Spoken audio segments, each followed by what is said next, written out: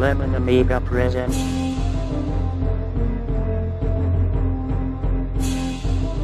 a Playguide video review. Sit back and enjoy the show.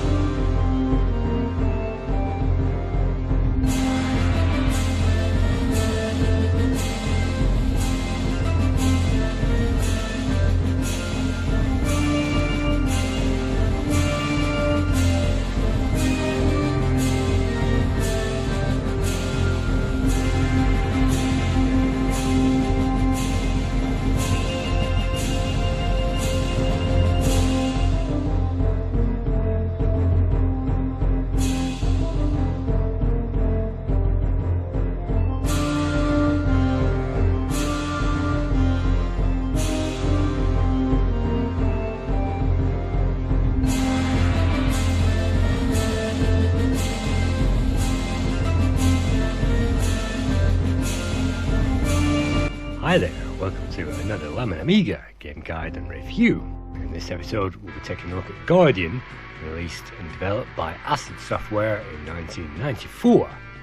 From the title menu we can choose whether we want to dive or climb using forward or back on the controller, and for this I will be using the CD32 controller. And you may have noticed the Death Star on the title screen and a few TIE fighters, but apart from that it doesn't have anything to do with Star Wars. Guardian is based on the arcade original Defender, released in 1980, and just like Defender, we'll have to destroy mutants who are attacking our home planet, while surviving infinitely respawning pirates known as swarmers, pods and betas from the original Defender. The aim of each stage is to get rid of all these mutants you can see with legs, and by blowing those up sometimes they'll give us a power up, in this case a tracking missile. Once all the mutants have been blown up then we get a second wave of those, and you can see me exploding a smart bomb which releases a few more bonuses. Once the second wave has been dispatched and we have one more to find, let's just release that tracking missile and that gets rid of it. Then all we need to do is to get rid of the pirates, and well, a collision there gets rid of the last one. You can see that will deplete our energy, but when we start a new mission that energy will be restored, and we start this game with 2 lives and we can pick up extra lives at score checkpoints. On to the second level. Each one of these first few levels takes place on the same planet, and we cannot enter that water. If we dip down below the surface that will slow us down. And you can see our main gun, we can upgrade that by blowing these guys away, and the green pill gives us an extra shield which gives us full health. So green is helpful in this game.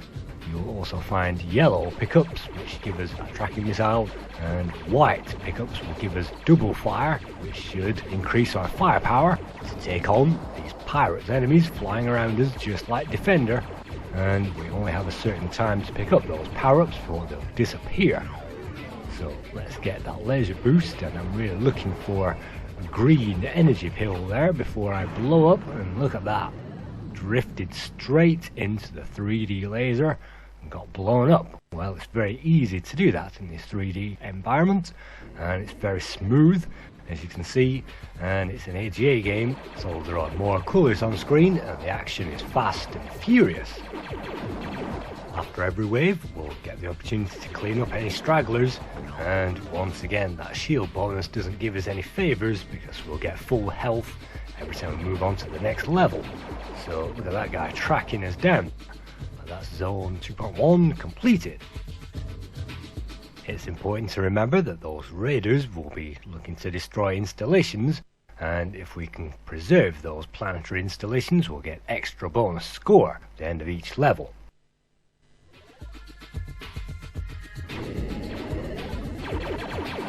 Taking a look at the control panel, you can see we still have 2 smart bombs left, 1 life, full energy, and on the left radar, that's the fire radar which shows all the raiders that we need to destroy, and on the right, our near radar, all the blue dots show all those pirates, and those swarming betas need to be put at arm's length. By using the shoulder buttons on the CD32 controller we can boost our way ahead, but you can see opposition there determined to blow us away, so you have to boost and stay on the move in this game. You can't afford to stay in the same place for any length of time. So you can see me using another button on the controller as a smart bomb and going for those green top-ups again to maintain our energy, because you can see the action is packed. Those guys will fly into us if we're not careful, but looking at that radar, we've just got one radar left. Look at that, tracking missiles there. So surviving this game is tough. You have to hammer that fire button and stay on the move at all times. Added to the vast array of enemies, we'll also find boats that will destroy us, and you can even find sharks in the water on this level. On the first level, we can also find tanks and things like that. This level reminds me a little of Return of the Jedi with those huge trees, but that's the last pirate out, and once the last pirate goes at the end of the third level, we'll get drawn into the main mothership, and now we can take that down from the inside.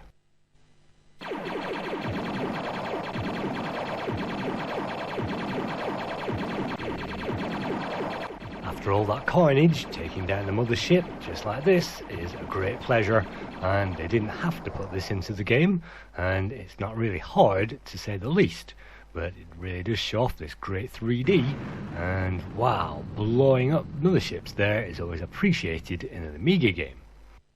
On to Zone 3.1, and now we find a different landscape, and it appears we've travelled back or forward in time to Egypt.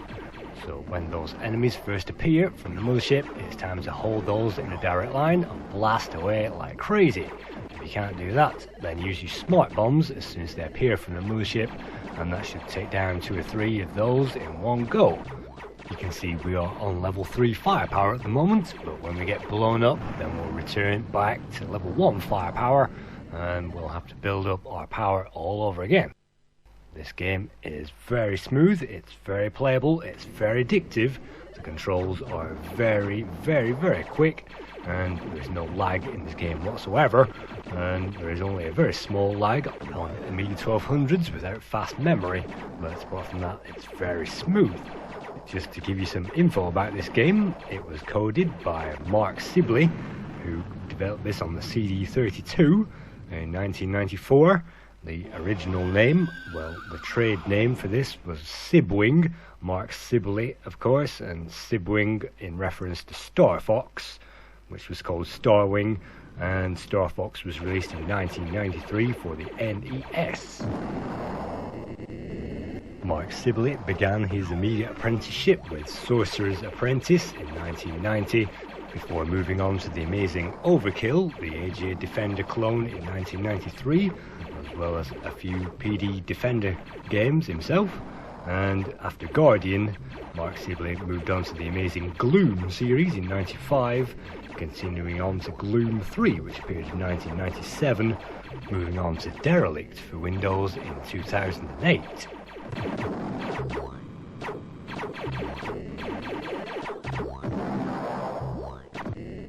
Acid Software are probably more famous for Skid Marks, which appeared in 93, and Super Skid Marks, which appeared in 95. The graphics for this game were developed by Hans Butler, who also made graphics for Super Skid Marks and also Gloom. The music was credited to Anthony Milas, and also the orchestral soundtrack available on the CD32 is credited to Carl Stevens, Rick Jones and Philip Blake.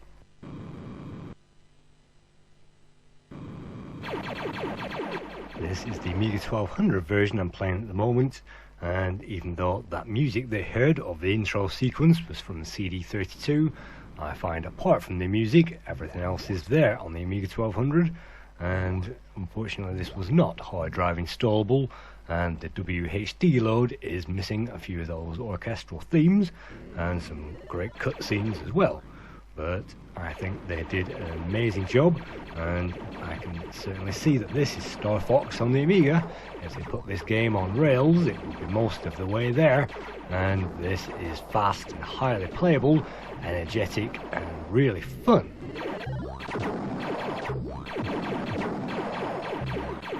You can see I launched that homing missile as soon as I got that, and that should hopefully blow up something nearby. Usually if you launch one of those, it will launch towards the nearest mutant raider, and you can just follow that and pick up anything which the raider drops.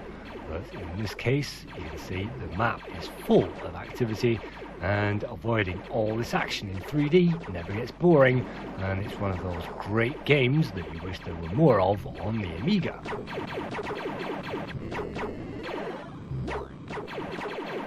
And we can even reverse thrust, and we can even do a barrel roll at the press of a button. Moving on to the scores, once again, the lowest score can be found on the Lemon Amiga website, and they only gave this 74%. The Amiga Computing magazine gave this 82%, Amiga Format gave this 89%, and Amiga Power gave Guardian 90% in March 1995, only complaining about the befuddling mouse controls and the lack of music on the AGA Amiga 1200 version.